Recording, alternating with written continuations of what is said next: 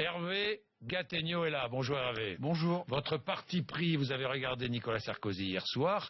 Il a répondu à Manuel Valls, pas François Hollande. Que voulez-vous dire? On sait que Nicolas Sarkozy est dans une position délicate depuis son retour. Il veut garder la posture d'un ancien président tout en portant des coups comme un opposant et en faisant des propositions comme un candidat. Alors son équation politique, elle est encore plus compliquée depuis les attentats, puisque les attentats ont imposé une forme d'apaisement, sinon de consensus dans le débat politique. La solution qu'il a choisie, on l'a vu hier soir, c'est de marquer sa différence avec le gouvernement et de feindre l'indifférence envers le président de la République. Le résultat, c'est qu'il donne des réponses policières plus que des réponses politiques, et que là où on a vu François Hollande prendre de la hauteur, Nicolas Sarkozy, il est resté un cran en dessous. Au fond, on l'attendait en opposant numéro 1, on l'a vu ou revu en premier flic de France. Donc vous trouvez qu'il manquait un peu de hauteur sur la forme et sur le fond. Que pensez-vous de ces propositions? Est-ce qu'elles vous semblent aller dans le bon sens? Elles vont dans un sens en tout cas très sécuritaire, et ça n'est pas une surprise. Le climat national et international, il entraîne forcément un durcissement des positions sur la sécurité. On voit bien que le PS s'aligne sur les idées de Manuel Valls. L'UMP était déjà plus dur que la gauche sur ces sujets, elle en rajoute.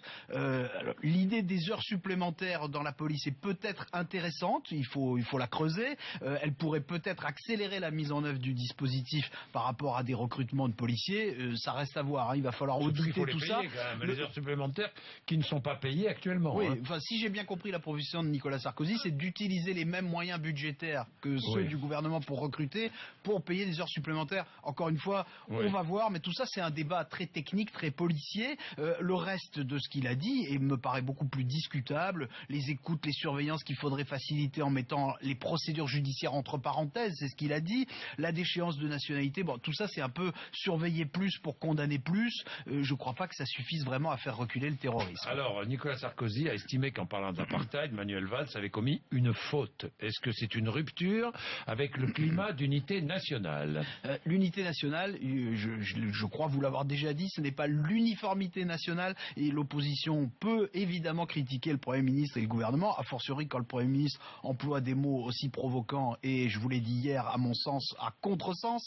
Cela dit, on a bien vu quelle idée Nicolas Sarkozy se fait de l'unité nationale.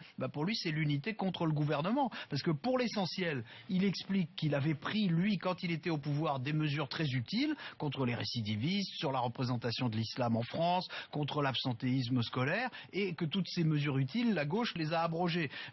Mais lui, il n'a pas trouvé un mot pour dire que son successeur a bien incarné la fonction au moment des attentats. Ça ne lui aurait pas coûté grand-chose, et d'ailleurs c'est ce que les Français pensent dans l'ensemble. Et sur ce point, je trouve qu'il a manqué d'élégance et peut-être même un peu d'habileté. Alors, Nicolas Sarkozy, comme les autres responsables politiques, a gagné du terrain dans l'opinion depuis les attentats. Pour vous, est-ce qu'il sort renforcé de cette séquence? En tout cas, pas autant qu'il aurait pu l'espérer.